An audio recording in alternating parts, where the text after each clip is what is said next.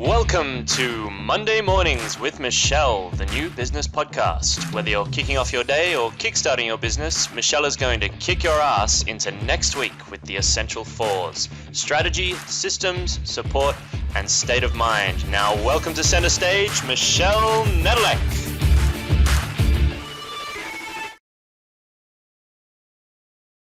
Hey there, peeps. This is Michelle Nedelec, and I'm super glad that you're here with us today because I'm here with my most amazing guest, Jane. Jane, thank you so much for being here today with us. Happy to be here. This is going to be fun. It will be.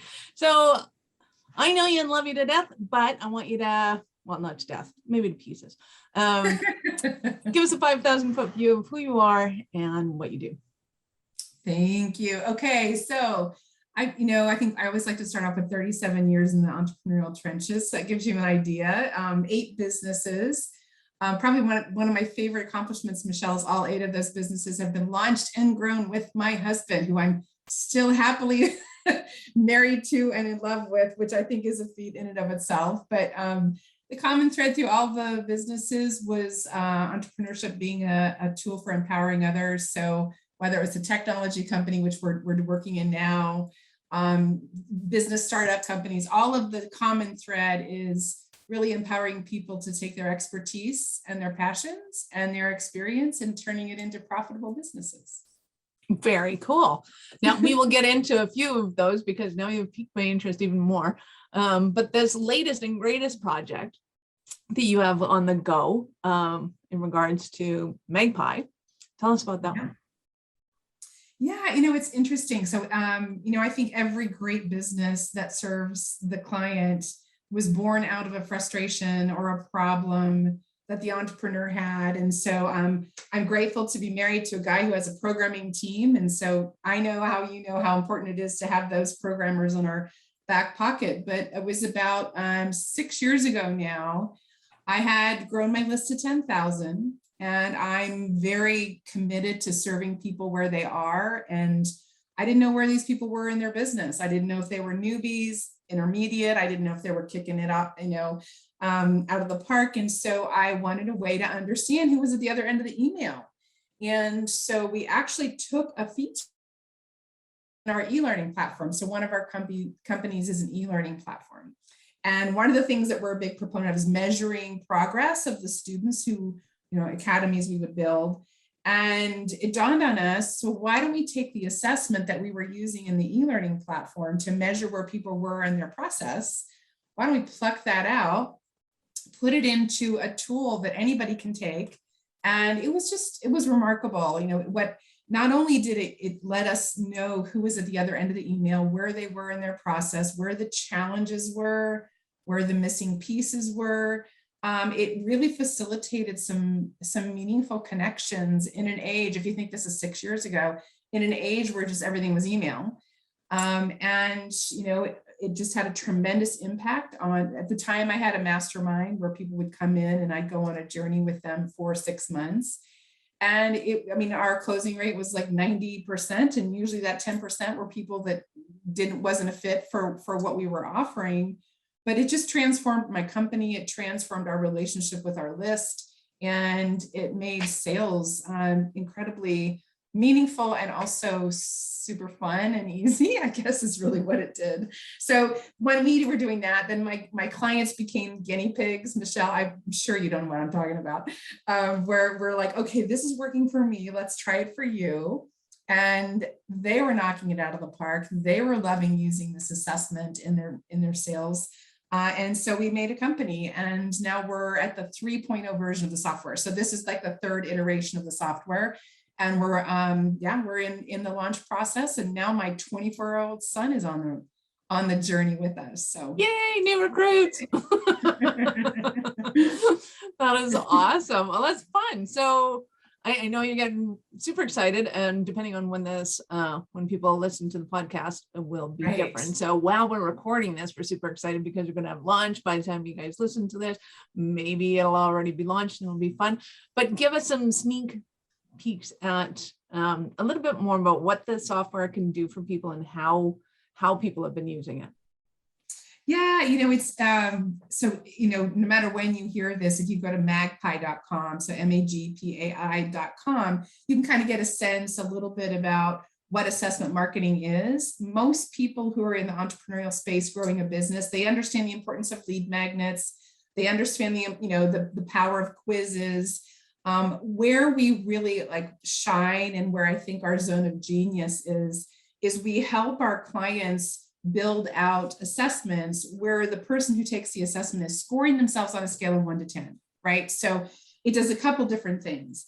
As a person goes through an assessment that we help our clients build out, they're really coming to this place of awareness about, one, where they're on track, right? So what are they celebrating? Where are they knocking out of the park? So it can be relationship, health and wellness, finance, business, leadership, whatever the topic is. We give our clients an opportunity to say, okay, yeah, on a scale of 1 to 10, I'm knocking out of the park. I'm an 8, I'm a 9, I'm a 10. But then what happens is they go through these statements that they have to measure themselves on, those areas where they're scoring themselves at a 3 and a 4, it becomes this truth teller, right? And Michelle, like as we are finding the clients we're here to serve, one of the most important things that we need to do is to shine the spotlight on those missing pieces. It's the gap. And sometimes for a lot of people who don't enjoy sales or maybe don't have the sales experience, that's an uncomfortable part of the conversation. So what I love about assessments is we can take someone who either doesn't know how to sell or doesn't like to sell, and all of a sudden by infusing the assessment, whereby the individual takes the assessment before they come to that one-on-one conversation, which is usually one of the first ways our people are using the assessment, it just makes the whole conversation so much more meaningful. We start off the conversation celebrating where they've scored themselves high. Then we easily and simply transition to the places they've scored themselves low. No funkiness, no weird awkwardness. No, as we used to say, no sticking the knife in and turning it to, exacerbate the pain, which is what old school sales is all about, right? And you don't need to do that. It's just a simple conversation about what are those missing pieces that are holding them back or causing them the challenges. And then it's just, I love, teaching people it's a very simple transition and okay, here's how I can support you in that.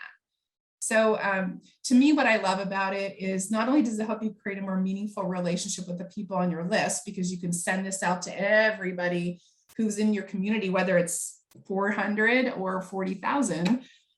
It also really facilitates a meaningful conversation that's valuable for them. It's super succinct, and it allows you to transition people into your offer really super simply. Nice. I love that. And there are a ton of different ways that you can use it. It's not just for the lead acquisition, but what I have noticed was even on ours, before we had sent it out to the public, we had people going to the website and filling it out, which I thought was awesome because we were still trying to figure out what we had where, and people were doing it. But the honesty with which the answers came through was wild to me, because they're going through the answers, and then all of a sudden there's this huge heartfelt, oh my God, this is what's going on in my business. Yeah, and the way they were writing it was fantastic. I'm like, oh my God, that was awesome. I know, isn't it funny?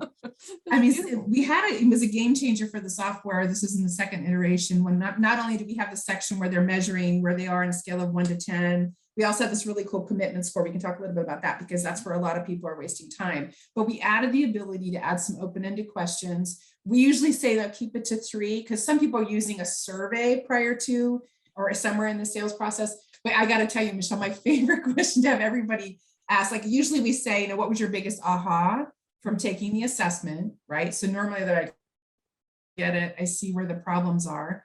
The second question we ask are, what are some of the challenges that you're facing right now in regards to whatever the topic is? And the third question sometimes we ask is there anything else that you would want me to know about, your current situation? It's like, whoa. But the floodgates open. Yes. It's part of, to me, in this digital age when, so many people are feeling invisible, I think it's important to not only give them a chance to see where they are in the process through the assessment side of it, but to ask these questions. It allows people to feel seen, heard, and understood. And honestly, no matter who you are and no matter where you are in your journey, everybody wants to feel seen and heard and understood. And I think that's what I love about the tool, is the combination of those like 3 components that we measure. Yeah, it makes this whole sales process, whether you're doing it one-on-one or, automatically, you guys are working on kind of having that be in your nurture campaign and such. But yeah, I mean, we all have to stay connected in this digital age. We got to save that human piece for us always to make, the process of transacting and marketing more meaningful for everybody. Oh, absolutely. And again, I love that part when they opened up and I was like, whoa, and we can absolutely automate the back end of it. But to me, it was super easy to just send a quick email and go, "Dude, thanks for filling out the survey. That was awesome." And paste in your answers and start a conversation with them. And which to me has to make the life of a salesperson so much. Like, I happen to know these people and I could just kind of email them anytime and go, "Dude, how's it going?" That's not an issue for me, but I did notice that it was just a real conversation, and just being able to reply back and just go, "Hey, I heard what you were saying." Right. What's getting in your way of accomplishing? Me, I'm getting in the way. So, you know what you're bringing, I mean, this is also kind of how your company rolls, right? You understand the basic principle. But what I will say, we've had our finger on the pulse of using assessments for 5 years now. So we have all the stats and we have all the clients that we're able to kind of tap into. And what's happening in today's marketing is it takes a little nudge to get people on a call, especially if you've got a higher end offer. People are almost numb to this whole, hey, jump on a strategy call and, fill out this form. And I will say that because the assessment is different than a survey or a quiz, what it does is it allows that, just as you say, that email that you're sending back can be so much more poignant to the challenge where you stand out, and also that extra little nudge of like, hey, it's all good. Let's just get on a call and explore what's going on with you. And if there's any way that I can support, that's it. It's that simple. I was saying, we had this whole situation because of course, in my inbox, I get assessments every day of people who found our assessment. And it was Wednesday, I got her assessment. Her commitment score was 30 out of 30, which we can talk about that and why, that's yes. That's yes, absolutely. I sent her an email that took me about 6 seconds to write. She jumped on my calendar yesterday and we closed, she's a new client. That's a 24-hour period. And what she said was, OMG, I've never felt so seen. That's what her automatic email to me when I said, hey, I see you're struggling with this. Like, you got this, girl, and let's talk about this. Yeah. So, and she's now, I just adore her. She's now in our tribe. But so whoever's listening, for those of you who've made the sales process almost too mechanic or too impersonal, even though it's a tech tool, it's almost like an oxymoron, right? We're going to use technology to create more connection. Said nobody ever until now. I know. But it's true. This actually does do that. And it's super cool. I know. One of my friends, Jeffrey Van Dyke, he's a sweetheart. And I was like, dude, how did I end up with 2 technology companies? We're in the e-learning world, we're in the assessment world. And he's like, oh, honey, you're just using technology to do the thing that you're on the planet to do, which is to uplift people. And I'm like, okay, that I can manage. Nice. I love that. And when it's so true in this case. And so, let's look at that commitment level, because I think it's a conversation that people need to have when they're in sales. Yeah. And they don't, because they're afraid to ask it, because they're not saying, hey, how committed are you to solving your problem? They're like, hey, how much do you like me? That's not what's happening. It's not all about you. And I think with the help that you give people to write the assessment, it is all about them, and that's why they feel heard. Yeah, and actually, I'm so happy because as you know, we are continually tweaking. We have templates, we have swipe copy, all it's been tested now for 5 years. But talking about the commitment score, so I will say, that was a good day when I thought of this one. I will say that was a good day. And then I went to the tech team and said I wanted to do this. But here's what was happening. What we were finding is, so when I handed my sales process, because we had the mastermind, I had a team, and I handed the sales process over to the team. What I saw was they were feeling deflated and frustrated because and you know this, like Michelle, you know this, anybody who's listening, you've all gone onto a call where you were hopeful, you maybe looked at the survey they sent or something, and you're hopeful. And within like the first 5 minutes, you're like, this isn't going to happen. You feel it in your bones. It's like, no, they're either not in the right place in terms of, where you can best serve them. They're either not open to investing. They're just not in that willingness place and understand that they need to invest in themselves. Or thirdly, they just don't value your time, right? That's the person who calls in from the car, right? Who's hey, like, I got 5 minutes. Why don't you tell me what that thing is that you're doing?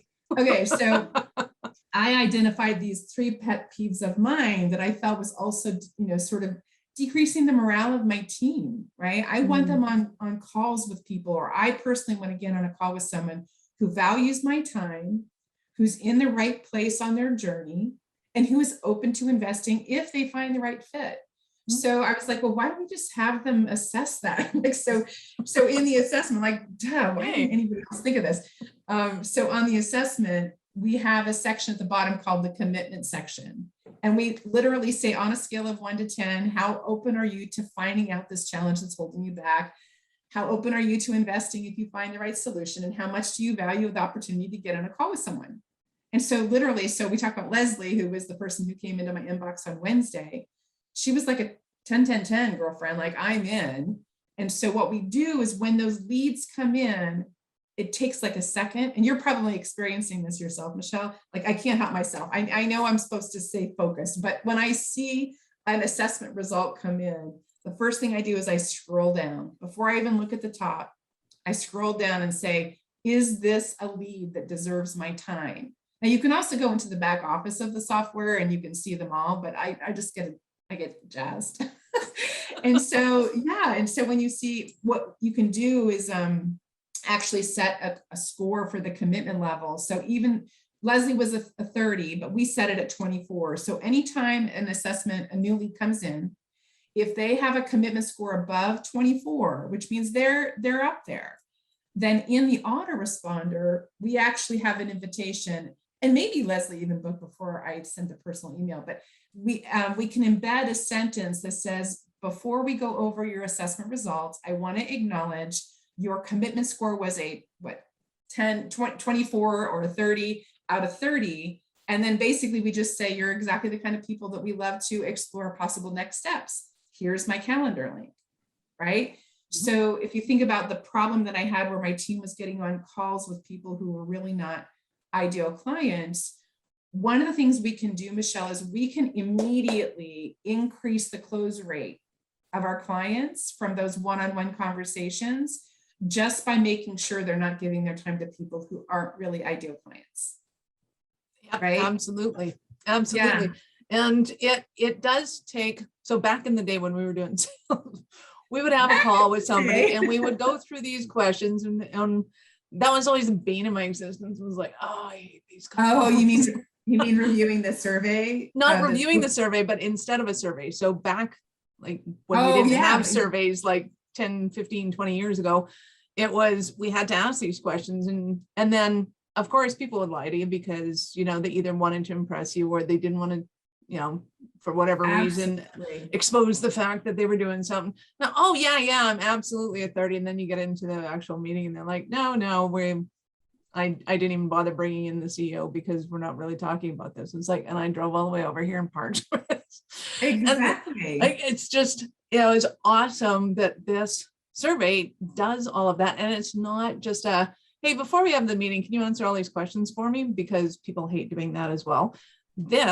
Everybody that's done it, and not only for us, but for a couple of other companies that you've done ones with, when we're filling out those, they're all like, oh my God, this was so much fun. This was so it's kind of like the best world between getting the information we need and having them do like a fun little quiz that they just get to go blah, blah, blah, blah, and find out more about who they are and how they operate.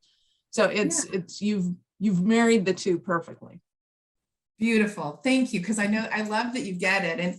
And I think, as people who are listening, you can use this as a lead magnet. So that is one. You can use it as a lead gen, typically you want to do a couple things to make it effective on the front end. You can use it in new lead nurture campaigns. If you do webinars, never, ever, ever hold another webinar without plopping this in front. Never hold a live event without putting this in front, because if you can imagine the power, we have a mutual friend, Jay Facette, and he stepped into that last live day, a three-day event that he did. He had his finger on the pulse of everybody in the room. And you can do that as well with your webinars. Like my favorite, a lot of people are doing webinars and masterclasses now. And imagine how good you feel versus before. You're like, I don't know who's showing up. I'm going to go live and pray that people are going to be there and wonder who they are. But my favorite thing to do is the morning of a webinar that we hold internally is I call it my sacred morning. And I spend about an hour, depending on how many people are registered, but I just spend time going in, clicking on their results, looking at the challenges, seeing where people are scoring. So by the time I go live on that broadcast, I feel like I know these people and I feel very connected, and that changes how I show up and train.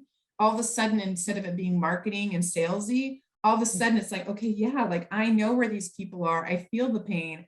I'm going to deliver value on this masterclass. So of course they're going to say yes at the end, whatever that next step is. So so there's lots of different places to use it. Typical assessment, Michelle, we have two different kinds. There's like a little quickie that's like 1.5 to 2 minutes for people to take.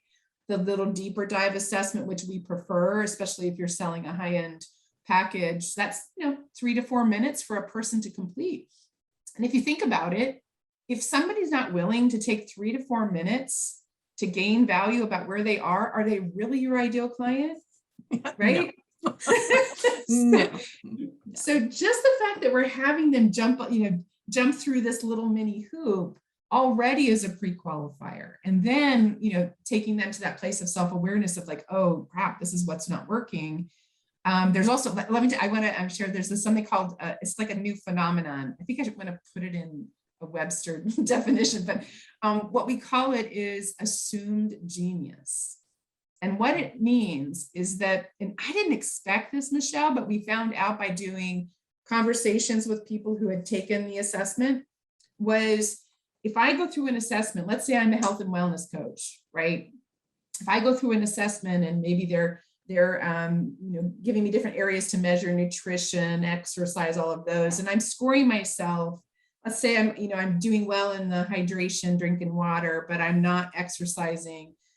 What happens is when a person takes an assessment, or in our world in business growth or in sales, if a person scores themselves low on, I have a kick-ass lead magnet that's bringing me in leads, if they score themselves low in any of these areas, subliminally, psychologically, they assume that if you're measuring it, you can fix it. Ooh. Isn't that cool? That is. So it's evil like laugh inserted right there. I know. That's awesome. Right? It's a subliminal builder of credibility. So by the time I get to the end and I see where I've scored myself low, I'm coming away from that assessment assuming that the places that I'm scoring myself low, I'm assuming that you can help me fix that. So they go into the sales funnel, or they come to the sales call already be like, okay, like I will say also, it'll lop off about 20 minutes off of your traditional sales call. Like I'm even down to like 25 minutes just because they all have to take the assessment. And yeah. Nice. Well, and you've given me some awesome ideas, because I do think that anybody that has a webinar, a traditional selling webinar, that's fantastic to be able to go through. And even if you say something like, hey, I was going through the assessments earlier and Jane had a really good comment on hers. Jane, are you in right now? Would you mind popping in? And because I'd really love to talk about this question, or the way you answered this question, and bring her in. And all of a sudden it's like, oh my God, you did go over that. You do listen to them. Exactly. You're involving them in it. And if it's kind of your star quality prospect, then like, who wouldn't be like, oh my God, that was awesome.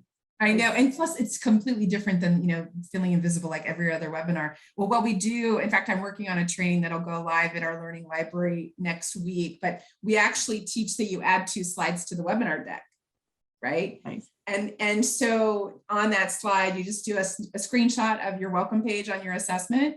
And basically, you're basically saying, hey, I want to do a shout out to all of you who took the assessment prior to coming today, Bob, Carol, Patty, do the whole thing. Nice. Yep.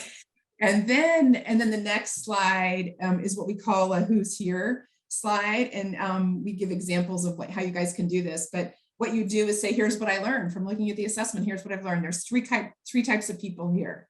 And then you hit, there's the beginner who's brand new in business. You basically just identify your 3 levels of people who are attending. And you say, here's the cool thing.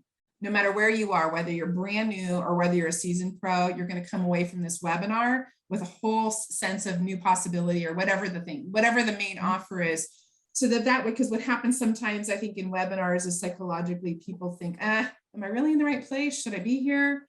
And so by putting those 2 slides in the beginning in your intro, you'll have completion, all the way to the end. They'll stay to the end, and we can help people really knock out the increasing of their conversion at the end too. Well, yeah, because even if you have a bunch of people that are newbies, it's like, okay, well, I had this presentation wrapped up for starting, middle, and end, but we're gonna kick out the end and we're gonna focus more in the beginning because that's where you guys are.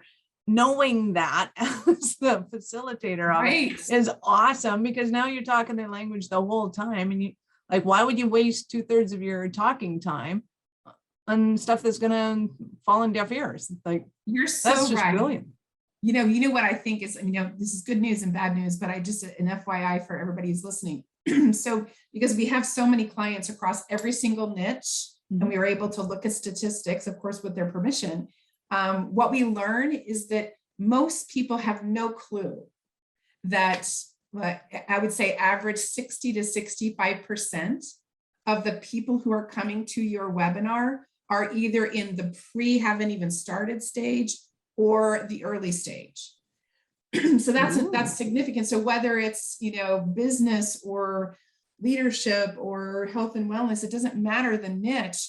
You have to make sure that you're not speaking to the intermediate, because most people want to go for the intermediate client, right? They're already kind of in business, or they've already started their health and wellness path or whatever, but you got to understand so many of the people, and that'll give you, one thing that's like a side bonus, Michelle, is that a lot of our clients who are using the assessment, really looking at the results that they're seeing, they're like, oh my God, I need to put in this product because I don't really have anything for this group that represents a huge percentage of the leads that I have. So that's a whole nother opportunity, is for you to create some products. And maybe, everybody, I will say this. Michelle, the whole problem with the conversion, right? It's ridiculous now. People are saying, right? Yeah. Well, what I love to say is, well, no wonder your conversion is under 10%. 60% of the people there aren't right for the product that you're offering. Yeah. Right. And knowing that ahead of time would save us all a lot of time and effort. Yeah. Yeah, exactly. So, especially with live events, I like to do that with live event hosts, because sometimes, they're getting to the end, they're making their big offer and we will know exactly what percentage of the people present at that live event are appropriate.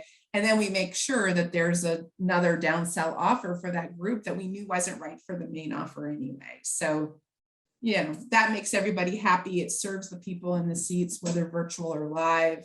And it also ups the revenue substantially when you know that. Nice. So I think you've done it already, but I got to ask because, I got to ask. So give us an example of a Cinderella story of one of your clients. Oh, Cinderella story. Let's see, I'm trying to think of who is your most common listener, and I'll pluck a story. We have such a eclectic group. So I think we should go with the one-on-one, because I think a lot of the people that listen to your podcast are doing one-on-one. I would give an example of Deb Boulanger when she came to us. She's got a great program. She works with women who are leaving corporate and starting businesses. And she was having a challenge really nailing that one-on-one conversation. She was great at getting the lead, but number one, she couldn't get them to book, right? And number two, when she got them on the call, she just was sort of, there was, she did a one-on-one with me where I actually listened to one of her calls and helped her really refine the process. But she went from closing maybe 25% of those people she could even get on the call. And now consistently she's at an 85% closing rate. And usually when she's not closing them, it's because she's saying, you're not ready yet. You're not allowed to sign up as my client. That'll usually lower your conversion rate. Just saying. Yeah, exactly. Well, what she does is she gives them a next, here's what you need to do first. So she has this sort of, okay, you're not ready. She does a little booklet where they fill it out. But my point being, imagine, her program was multiple thousands of dollars, how that's impacted her bottom line to go from 25% to an 85%. It's life changing, and she doesn't have to market so much anymore. She doesn't have to kill herself doing every possible marketing strategy, because she just needs to make some connections, have them complete the assessment, and move them in. So how's that for a Cinderella story? Nice, love it. Okay. Absolutely love it. So that, among other things, what kind of stumbling blocks would somebody be facing right now, thinking, oh my God, Jane, I need you so badly? What stumbling blocks are they facing? Yeah. Yeah, I mean, so if you think, that's a great question. I've never been asked that. So let me put it in context. So as an entrepreneur, assuming that you're wanting to build your business no matter what stage you're in, mastering the sales process and the sales conversation, those are the two most important things for you to master. Like, I've been 8 businesses over 37 years. The reason we were always able to beat the odds, right, which is we didn't go out of business, is that the first thing I did, it was before I did any major bells and whistles, is I learned, okay, this is the company I'm building. This is how I'm going to nail the sales process. So, right? The challenge that a lot of people is they shy away from sales. They don't feel uncomfortable with it. But if you think about sales, there's really just 4 steps. The first step is to attract the lead. The second step is to engage them. The third step, which is we're kind of different. We add this third step, and it's why we use the commitment score. The third step in the sales process, attract, engage, select, is the third, which means you need to be selective, because a lot of people are banging their head against a wall and feeling very deflated because they're courting the wrong people. Mm-hmm. And then the last stage is enroll, right? So attract, engage, select, and enroll. So the challenge that you might be, I don't know what your challenge is, but for most people, you're having a challenge with one of those 4, right? And I will say, Michelle, I mean, I think you and I talked about this early on when we became friends. I'm a believer that it's not the size of your list, it's the quality that you have with the people, the quality of the relationship you have with the people. Mm-hmm. So sure. Everybody has some leads, right? Mm-hmm. Whether you go to a local networking event, you all have business cards on your desk, or you've got a CRM that has some names and emails in there. So I like to go to the engaged part, and that's usually where the problem is. And it was the impetus for the whole company, which is I had all these emails and I didn't know who was at the other end. So I would say that most of you've not honed that ability to create meaningful connections with the people who've already raised their hand, whether it was live, virtually, or through an opt-in. You haven't really learned how to create a meaningful connection with them, because that's where you can get to the last 2 stages, which is select and enroll. So I think that's for everybody. There's not a person listening that can't benefit from having an assessment in their business. We make it super easy, templates, swipe copy. Typically a person can get the first pass of their assessment done in less than an hour, maybe even 45 minutes to 30 minutes. And so, yeah, I think it's just committing yourself to say, you know what, I have this business, I want to make an impact, and I got to learn to do this selling thing, which, I think probably one of my greatest joys in life is to take someone who's here to change the planet and to have them be comfortable with the concept of marketing and sales, and have them become really good at it in a way that's aligned with their own values. And that's what I feel like the assessment really does. Nice. Love that. So I'm already thinking of people that I have to get you in front of, but I know that our listeners are going to want more from you. So how do they start their journey with you? Well, so I'm going to assume you're going to have some links, because I want to make sure we know that they came from you. So a couple different ways to go. We have some webinars that you can sign up for at Magpie. magpie.com. So that's magpai.com. Use the link that's here by this particular replay. You have two different roads to go, honestly. And you and I talked about this, Michelle. We have a 14-day free trial. So everybody listening should at least jump into the 14-day free trial.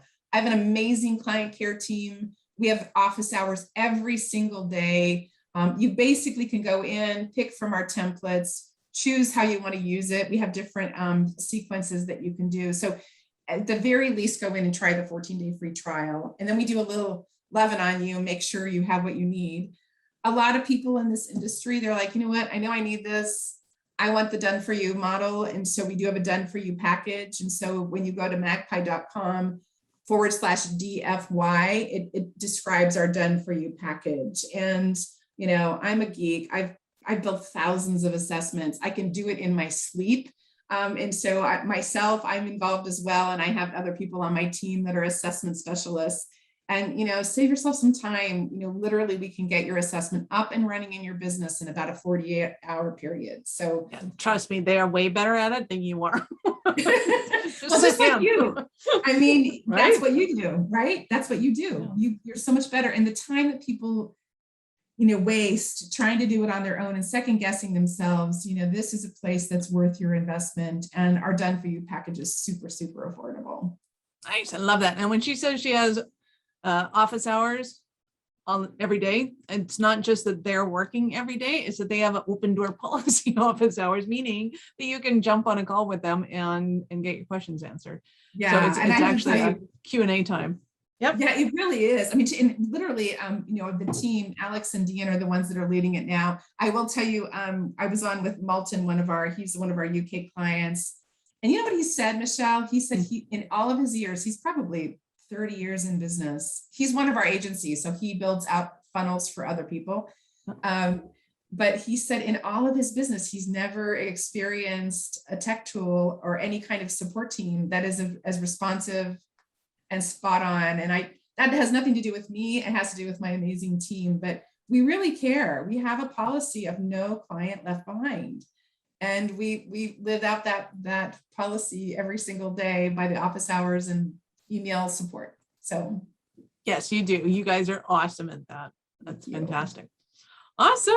So thank you so much for your time today. I know it's super valuable and I got to squeeze some out. So thank you so much. I appreciate that. Any last words? Oh, actually, no, I got one more question before I get to my last question. Okay. At what point did you know that you were a special kind of crazy enough to think that you could become an entrepreneur? God, I love that question. I'm the youngest of 4 children and I grew up in an entrepreneurial family. So I saw my dad take risks like you can't believe. Risk in our house was rewarded when he saw us taking risks. And I knew that I could never be employed by anyone else, that I knew I had to be my own boss. And so I went straight out of getting my master's degree, took $5,000 that we had saved for my wedding ring. And my husband and I started our first business and I never turned back. So oh, it's so sweet with this business, Ivy Web. Exactly. Awesome. Exactly. Well, you know, I put a big ring door knocker at the front of the office and you're sad. Exactly. Well, I will tell you this, people say like, how have you been married, you know, these 37 years, you know, like beat the odds there too. And I was like, well, it's really messy to get divorced when you have a business together. So we just worked our stuff out, right? Exactly. Let alone 8 of them. So instead of having, you know, 8 kids, we had 8 businesses. It works. Exactly. That is fun. Awesome. That is fun. You are awesome. Gosh, this is probably the most fun I've ever had on a podcast interview. You're amazing. Yay. Well, thank you. That's awesome. I'd love to hear that. So any last words for our peeps besides that you love me? Yeah, you know, even if technology doesn't feel like your thing, it's not about technology, it's about building relationships. So just get the technology done. It's automatic after that. And I promise you, you're going to love just being able to build meaningful connections and seeing the results on the sales side. Nice. I love that. And you're going to love working with Jane and her team because they are truly awesome and they're experts. So go to her. Awesome. This is Michelle Nedelec. Thank you for being here with us today. If you know anyone who would make a great guest for the show, or if you have a question or topic you'd like me to discuss, reach out to me at michelle@awarenessstrategies.com or connect with me on LinkedIn or Facebook. I'd love to hear from you. Thank you for listening to our show. I am all about being a resource center for entrepreneurs to give them the information and the support they need to make it in business. As such, I have Taking Your Business Digital Q&A every Wednesday at 2 p.m. Mountain. To register for that, go to awarenessstrategies.com/digital. That's DIGITAL. I look forward to meeting you and actually finding out how you are. So see you on the flip side.